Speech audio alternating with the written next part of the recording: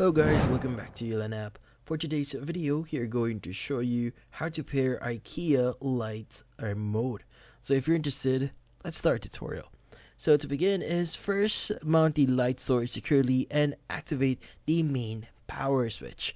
Now next, ensure that the remote control is positioned within a close proximity of 5 cm. Now approximately 2 inches. Now from or to the light source.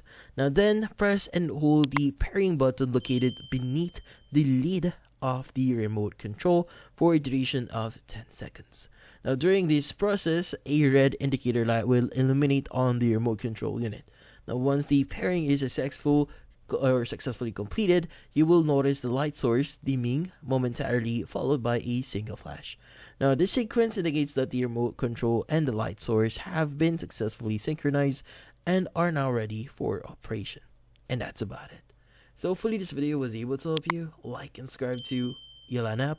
Thank you for watching.